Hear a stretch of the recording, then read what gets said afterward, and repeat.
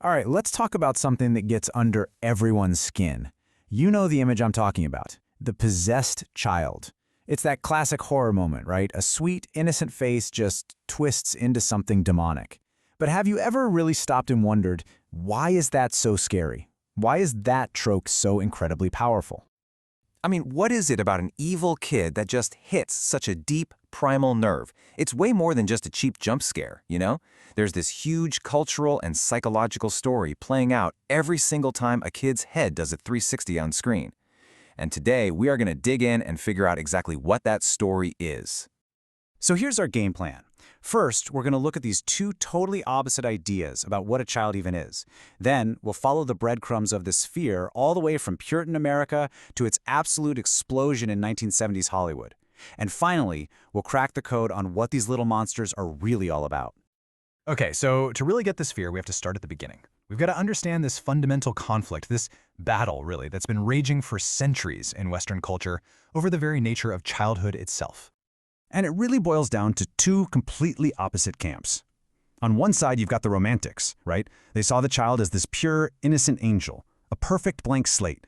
But then you've got the other side, the Calvinist view, which was super strong in early America. And their take? Whoa, completely different. They believed kids were born with original sin, that they were basically tiny, savage creatures whose evil will had to be broken with some seriously harsh discipline. And here's the really crucial part. These two ideas didn't just fade in and out. Nope, they existed at the same time.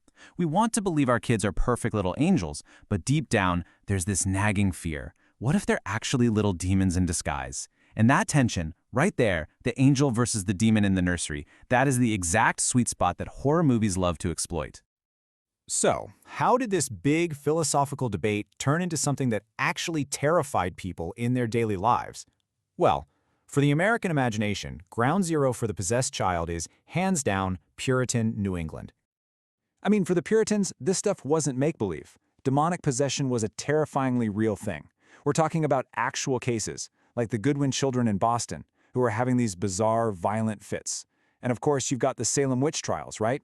That's the ultimate example of mass hysteria kicked off by accusations from supposedly possessed girls.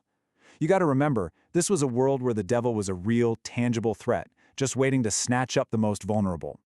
And what's fascinating is you can literally draw a straight line from these real-world terrors to some of our most famous literature. Think about Nathaniel Hawthorne. He was totally steeped in that Puritan history, and he gives us Pearl in The Scarlet Letter, a kid he calls an elf child and even demon offspring. Fast forward to 1898, and Henry James basically perfects the whole idea in The Turn of the Screw. The entire story is built on this one question. Are these two beautiful children innocent angels, or are they secretly hanging out with ghosts? So, okay, this idea had been simmering in literature for centuries, right? But then we get to the 1970s, and it didn't just simmer anymore. Oh, no. It straight up exploded onto the big screen, and suddenly these fears were unleashed on everybody. The 1970s was, without a doubt, the golden age of the evil child. It was just a perfect storm. You had this string of massive hit books, Rosemary's Baby, The Other, and the big one, The Exorcist. They were all about this stuff. And when they became blockbuster movies, that's when the possessed child was cemented as a true horror icon. But why then? What was it about the 70s? Well, it was a decade of just massive social anxiety. All that optimism after World War II, gone. Replaced by the cynicism from Vietnam and all the assassinations. You had the women's movement challenging traditional family structures. People's trust in big institutions, like the church, was at an all-time low. The whole world just felt shaky, chaotic, and that is the perfect breeding ground for a monster to pop up in the one place you're supposed to feel safe, your own home. And honestly, no film captured that feeling better than The Exorcist. It wasn't just a movie, it was a full-blown cultural event. I mean, people were literally fainting in the theaters. It was so effective because it took all those anxieties floating around about faith, family, the future, and it gave them a face, the sweet, innocent face of a 12-year-old girl named Regan.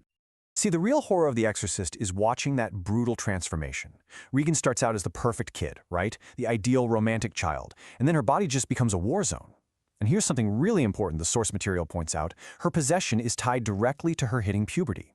The movie basically equates her emerging sexuality with something monstrous, something demonic, a rebellion that has to be, like, violently beaten back into submission by these male priests. It's this incredibly potent expression of fear about female power and the changing family. Okay, so this is the crucial point. These monstrous kids aren't just, monsters. They're more like categories of fear. Each one reflects a different anxiety we have about where evil actually comes from. First up, you've got your classic possessed child. Think Regan in The Exorcist. The horror here is all about violation. Some evil thing from the outside invades a totally innocent kid. The only comfort, if you can call it that, is the idea that the child you love is still in there somewhere. They're just a victim who needs saving. The key is, the evil comes from outside. But then you've got the satanic spawn. This is Damien from The Omen. And this is a whole different level of terrifying. Why? Because there is no innocent child to save. The child is the evil. They are literally evil incarnate. Suddenly, the horror isn't just in your house. It's your own kid. And then there's maybe the most unsettling one of all, the bad seed. In this case, there's no devil, no demons, no ghosts. The kid is just wrong. Their evil is genetic. It's just part of their nature, not something supernatural. And that's so scary because it suggests that evil doesn't need some paranormal excuse. It can just be born right into a perfectly normal, loving family. So when you put all these pieces together, it becomes pretty clear, right? These are not just simple, scary stories. The evil child is like a symbolic container, and we just fill it up with whatever we're most afraid of at that point in history. When you boil it all down, these stories are really channeling our biggest anxieties as a society. A crisis of faith, feeling like the future is totally doomed, being uncomfortable with how society and family are changing, and of course, that really deep, dark fear. What if evil isn't something that breaks in from the outside? What if it grows from within us, within our own families? There's a writer, Rosalind Coward, who put it perfectly. She said that our messed up, conflicting views on children are really just a mirror for how we feel about ourselves. We're anxious about whether we can actually build and maintain a good society, so we end up projecting all of that anxiety right onto our kids. So the next time you're watching a horror movie and you see that sweet little kid's face start to turn, just ask yourself this. Are you really watching a monster? Or are you actually looking in a mirror? One that's reflecting our own deepest fears right back at us. Thanks for joining me for this breakdown.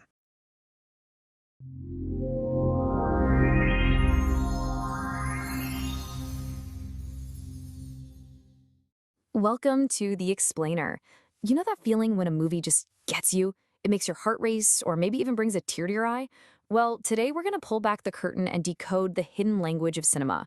We're talking about all those powerful, almost invisible techniques filmmakers use to tell their stories and, yeah, mess with our emotions. So it really all boils down to this one big question, right? At the end of the day, a movie is just a bunch of still pictures, 24 of them every second.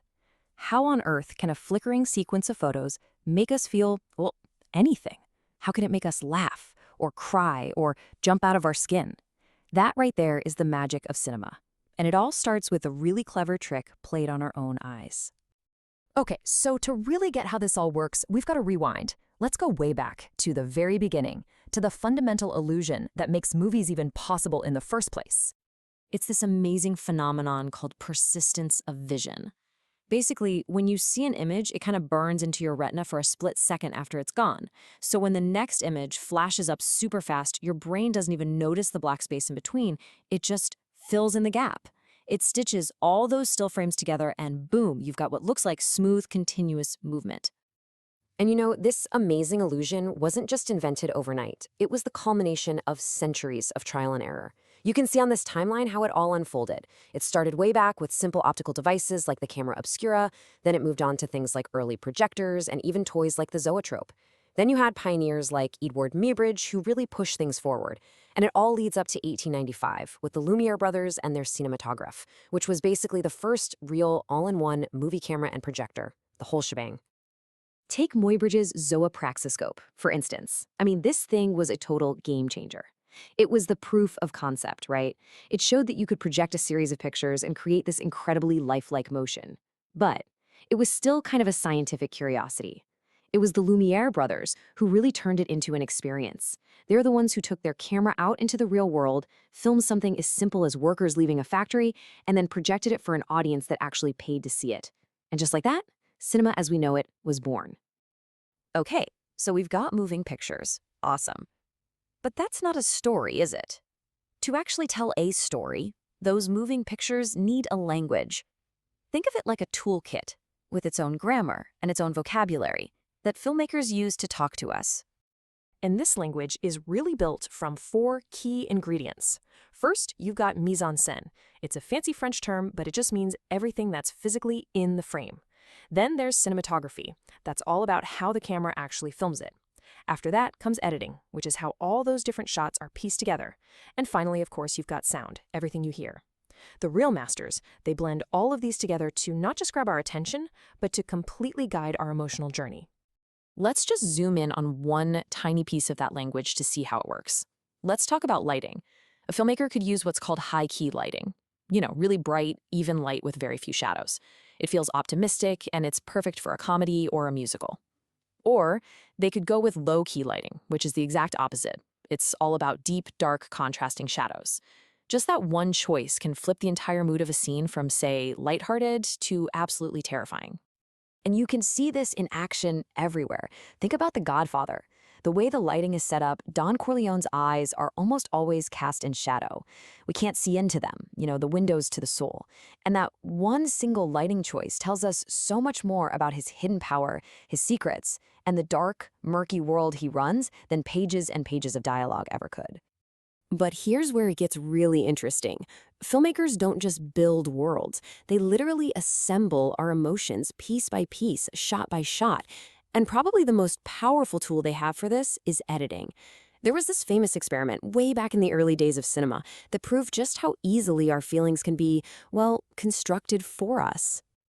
Okay, so take a good look at this actor's face. See that? It's a totally neutral expression. He's not really giving us anything, right? No obvious emotion at all. Now, just lock that blank look into your memory for a second.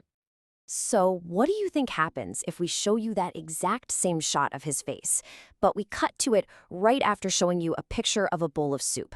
All of a sudden, people who saw this said he looked hungry, maybe a little thoughtful. Okay, but now what if we take that very same neutral face and we put it right after a shot of a young girl in a coffin? Now, audiences were absolutely convinced they saw deep sorrow, profound grief. And here's the kicker. The shot of his face never changed. Not once. This is what's known as the Kuleshov effect, and it's incredible, right? It proves that our brains are hardwired to create meaning from the sequence of images we see. The emotion wasn't coming from the actor at all. It was literally constructed in the edit. It was created inside our own heads by the filmmaker. Filmmakers also love to play with our feelings by controlling what information we have. With something called restricted narration, we only know as much as the hero does. We're right there with them in the dark, which is great for creating surprises. But then there's unrestricted narration, where the audience knows more than the characters. We see the killer hiding in the closet, but the hero has no idea. We know what's about to happen, and that creates that nail-biting, unbearable suspense. So you can see this power to guide our thoughts and even manipulate our emotions it's profound. It's what elevates cinema to an art form for sure, but it also means movies carry some serious social and cultural weight. I mean, just think about it.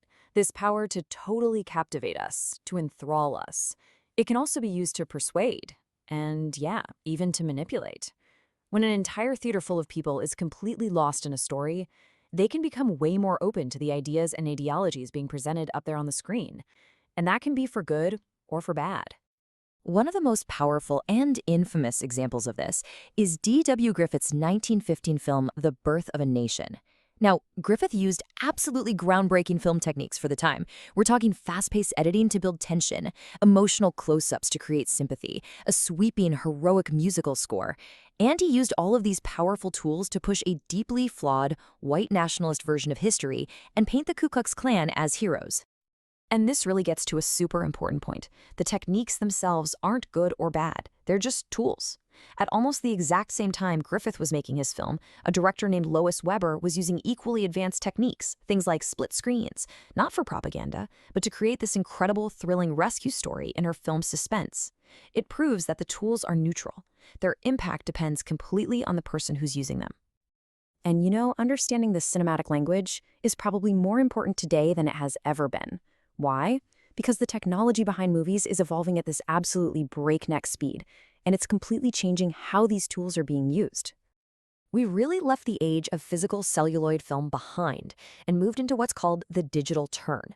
Some people are even calling it a post-cinema era, because the whole process of making a movie has been totally transformed from the ground up. And the changes are, frankly, huge. Physical locations and sets, often replaced by giant green screens. Practical, in-camera special effects, they've mostly given way to CGI. That old celluloid film stock is now just digital data. And maybe the biggest change of all is that the shared communal experience of sitting in a dark theater is often replaced by us watching alone, at home on some streaming service. Which brings us to one last big thought to leave you with. As all these new digital tools continue to change how stories are told, I mean, we're talking fully animated worlds and motion-captured performances that are indistinguishable from reality, how is that going to change the stories themselves? What is the future of storytelling? Well, that's a question for the next generation of filmmakers and really for all of us to figure out.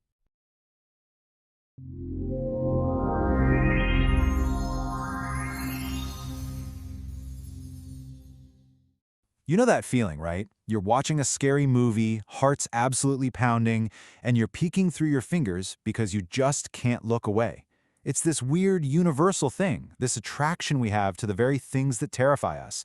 We actually go out of our way to find stories that are designed to make us scream. But what if there's a much deeper reason for all this? Let's dive into why we literally pay to be terrified. I mean, that's the big question, isn't it?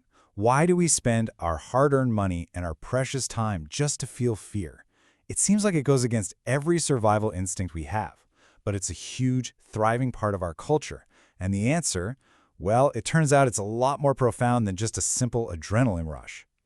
See, the key to unlocking this whole puzzle is to see horror for what it really is. Film scholars will tell you it's not just entertainment, it's a cultural mirror.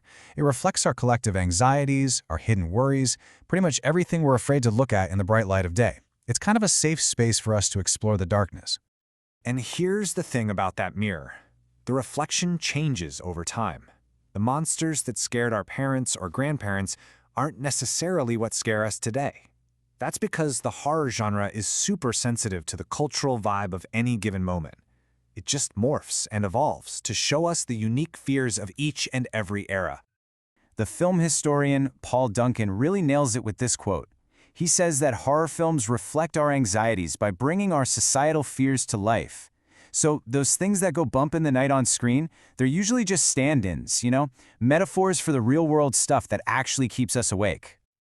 And this is so cool. You can really see it mapped out here. Back in the 1950s, during the Cold War, everyone was freaking out about nuclear war. And what do we see in the movies? Giant monsters created by radiation. It's a direct reflection. Then you fast forward to 2018, and a film like Hereditary digs deep into family trauma and grief, a perfect echo of our growing conversations around mental health. And of course, in 2020, Host scared us all through a Zoom call, which just perfectly captured that feeling of isolation and online weirdness we were all living through. Okay, so if horror is this ever-changing mirror of what we're scared of, who's actually holding up that mirror and figuring out what it all means? Well, it's not just famous film critics. This kind of deep dive analysis is a living, breathing field of study, and it's being pushed forward in some really exciting and maybe unexpected places. And you might be surprised where this is all happening. It's not just in some ivory tower of academia.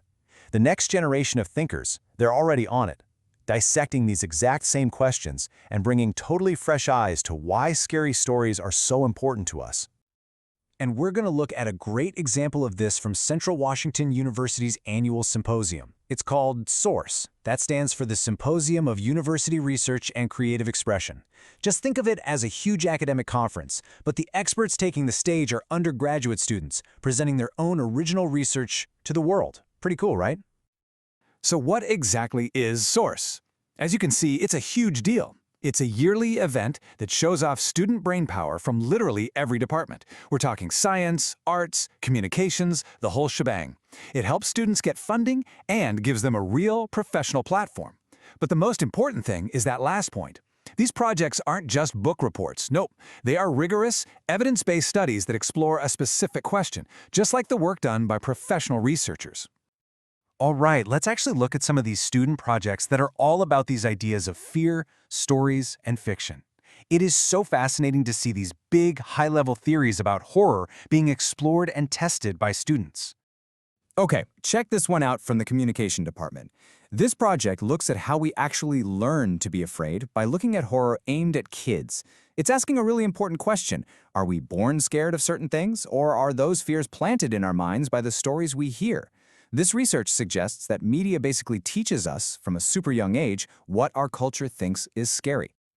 Then you've got this project from the English department, which comes at the same ideas from a more creative angle. It's a short story written specifically to blur that line between what's real and what's made up. And that gets right to the heart of why horror works so well. It plays with that terrifying moment when the monster you're reading about feels like it could actually be in the room with you. And the student researcher who wrote it, Ashley Ayling, just puts it perfectly here. She says she wants to ask real or not real, to show just how important connecting our own lives to fiction really is. This proves that these students aren't just passively consuming culture. They are actively taking it apart and asking the very same fundamental questions as the top experts we were just talking about. So, we've looked at the big theories of horror. We've seen them being explored on a college campus. So, what's the big takeaway? What does our love affair with fear really mean? It really all boils down to this. Studying horror is just another way of studying ourselves. When we analyze what a society is afraid of, what we're really doing is holding up that mirror and getting a good, long look at its values, its pressures, its hidden anxieties. It's like we're doing a cultural checkup, one jump scare at a time. And that leaves us with one last, really fascinating thought to chew on. Think about the horror movies and TV shows being made right now. The ones about creepy AI or social media or political divisions or the planet falling apart. What will future historians, or hey, maybe even some future students at a symposium, see when they look back at the monsters we're creating today? What are our fears going to tell them about us?